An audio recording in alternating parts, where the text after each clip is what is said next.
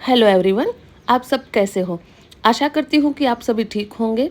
विधिवाणी law judicial channel में मैं वीरक्षा त्रिवेदी आप सबका हार्दिक स्वागत करती हूँ। तो आज का सब्जेक्ट है एनवायरनमेंट लॉ।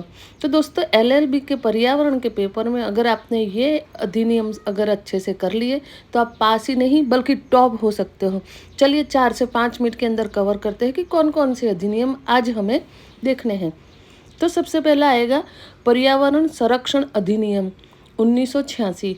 दूसरा है राष्ट्रीय हरित अधिकरण अधिनियम 2010, जिसे एनजीटी भी कहा जाता है, नेशनल ग्रीन ट्रिब्यूनल एक्ट। तीसरा है जल प्रदूषण की रोकथाम और नियंत्रण अधिनियम 1974। पांचवा है वायु प्रदूषण की रोकथाम और नियंत्रण अधिनियम 1981, जिसे हम air prevention and control of pollution act 1981 कहते हैं।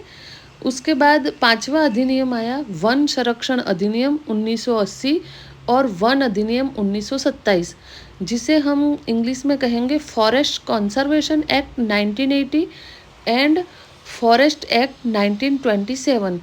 तो इन अधिनियमों के पीछे भारत में कौन कौन से वाद थे जिसके द्वारा ये अधिनियम लागू करना अत्यंत आवश्यक हो गया था, जो लोक हित में जरूरी था। अब हम छठा अधिनियम देखेंगे, राजस्थान ध्वनि नियंत्रण अधिनियम 1963, यानी कि इसको कहेंगे राजस्थान नॉइज कंट्रोल एक्ट 1963। जैसे कि रात को 10 बजे से लेके सुबह 6 बजे तक बड़े लाउड स्पीकर नहीं बजाए जाएंगे, उस पर विशेष ध्यान देता हुआ ये अधिनियम बना था। फिर 7वां नंबर अधिनियम आपको पढ़ना पड़ेगा जैव विविधता अधिनियम 2002, जिसे हम बायोलॉजिकल डाइवर्सिटी एक्ट 2002 कहते हैं। 8वां अधिनियम आपको पढ़ना है राजस्थान जैव विविधता अधिनियम 2010, यानी कि एक स्पेशल राजस्थान का भी जैव विविधता अधिनियम बना, जो खास करके अलवर जिले की पहाड़ियों में लागू नहीं होता है, और इसे हम जानेंगे राजस्थान बायोलॉजिकल डाइवर्सिटी एक्ट 2010।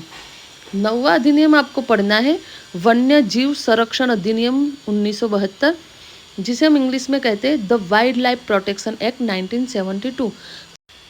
अब आपको ये 3 से 4 राष्ट्रीय सम्मेलन होंगे, उसके बारे में जानना जरूरी है। तो सबसे पहला हुआ स्टॉकहोम सम्मेलन 1972।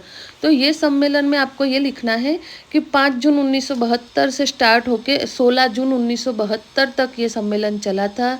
उस समय 119 राष्ट्रों ने हिस्सा लिया था। भारत के प्रधानमंत्री उस समय थे श्रीमती इंदिरा गांधी। उन्होंने एक प्रतिनिधि मंडल स्थापित किया और उनको हिस्सा लेने को बोला था। तो इस प्रकार भारत का नेतृत्व इंदिरा गांधी के प्रतिनिधि मंडल ने किया था, और इसमें 2 भागों में इनकी घोषणा हुई थी स्टॉकहोम की। तो पहले भाग में 7 सत्यों का और दूसरे भागों में 26 सत्यों पर आधारित ये सम्मेलन हुआ था। दूसरा सम्मेलन हुआ था रियो पृथ्वी शिखर सम्मेलन 1992 में, यानी कि 20 साल बाद दूसरा सम्मेलन हो गया। तीसरा सम्मेलन जैव विविधता पर सम्मेलन 1992। चौथा सम्मेलन हुआ संयुक्त राष्ट्र पर्यावरण कार्यक्रम, जिसे हम यूएनईपी के नाम से जानते हैं। 5वां सम्मेलन हुआ पृथ्वी शिखर सम्मेलन सेकेंड। छठा सम्मेलन हुआ सतत विकास पर शिखर सम्मेलन, और जलवायु परिवर्तन पर संयुक्त राष्ट्र रूपरेखा अभिसमय। तो आज आपने देखा कि हमें इस वाले सब्जेक्ट में ये 9 एक्ट है वो, और जो सम्मेलन है जो मैंने 8 बताए हैं, उन सबको ध्यान में रखते हुए बहुत ही अच्छे से तैयारी करनी है। और गाइस, मैंने जो जो अनुमानित पेपर तैयार करे हैं उसमें से 5 यूनिट क्लियर हुए हैं, जिसका कंपैरिजन आप देख सकते हैं, यूट्यूब पर अपलोड है। जो सब्जेक्ट में आपको प्रॉब्लम आ रही है उसके लिए आप मुझे कमेंट्स कर सकते हैं, मैं आसान सी ट्रिक के माध्यम से आपको समझा दूंगी।